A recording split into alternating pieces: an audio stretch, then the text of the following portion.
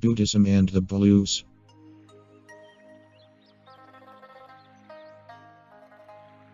Buddhist psychology's core techniques of meditation and awareness may have much to offer ordinary Westerners. To most people, Buddhism is an ancient Eastern religion, although a very special one. It has no god, it has no central creed or dogma, and its primary goal is the expansion of consciousness, or awareness. But to the Dalai Lama, it's a highly refined tradition, perfected over the course of 2,500 years of analyzing and investigating the inner world of the mind in order to transform mental states and promote happiness. Whether you are a believer or not in the faith, the Dalai Lama told a conference of Buddhists and scientists at the Massachusetts Institute of Technology, "You can use its time-honored techniques to voluntarily control your emotional state." Yes, the Dalai Lama is the spiritual leader of over 300 million Buddhists worldwide. Yes, he is the head of the Tibetan government in exile. But in the spirit of Buddhism, the Dalai Lama has an inquiring mind and wishes to expand human knowledge to improve lives. At its core, Buddhism is a system of inquiry into the nature of what is. He believes that psychology and neuroscience have gone about as far as they can go in understanding the mind and brain by measuring external reality. Now that inner reality, the nature of consciousness, is the pressing subject du jour, the sciences need to borrow from the knowledge base that Buddhism has long cultivated. A comprehensive science of the mind requires a science of consciousness. Buddhism offers what geneticist Eric Lander, Ph.D., called a highly refined technology of introspective practices that provide systematic access to subjective experience. Yet Buddhist psychology offers more than a method of investigation. Its core techniques of meditation and awareness may have much to offer ordinary Westerners, whose material comforts have not wiped out rampant emotional distress. The Buddhist view of how the mind works is somewhat different from the traditional Western view. Western psychology pretty much holds to the belief that things like attention and emotion are fixed and immutable. Buddhism sees the components of the mind more as skills that can be trained.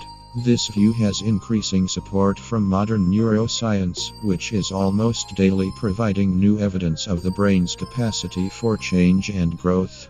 Buddhism uses intelligence to control the emotions.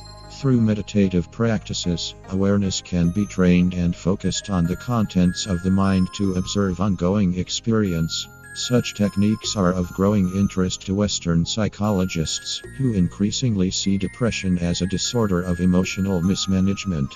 In this view, attention is hijacked by negative events and then sets off a kind of chain reaction of negative feeling, thinking, and behavior that has its own rapidity and inevitability.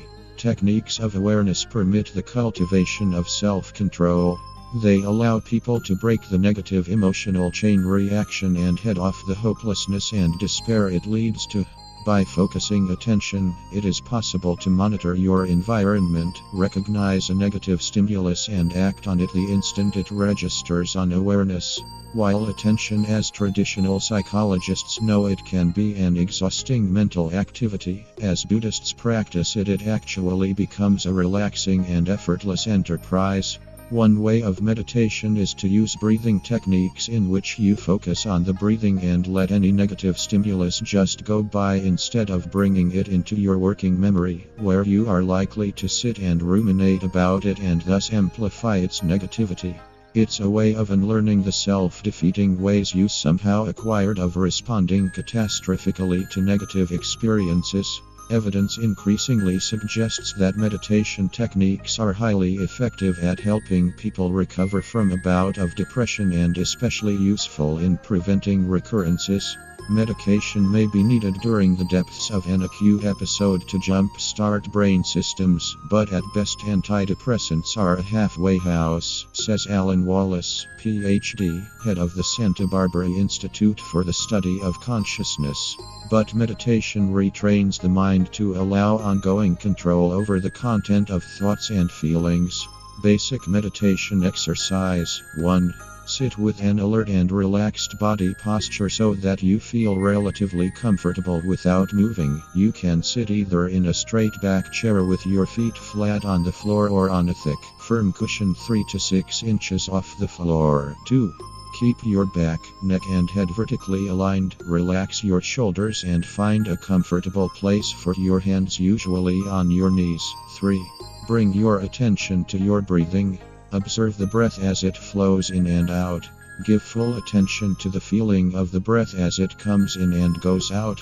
Whenever you find that your attention has moved elsewhere, just note it and let go and gently escort your attention back to the breath, back to the rising and falling of your own belly. 4. When you can maintain some continuity of attention on the breath, try expanding the field of your awareness around your belly to include a sense of your body as a whole. 5. Maintain this awareness of the body sitting and breathing, and, when the mind wanders, bring it back to sitting and breathing.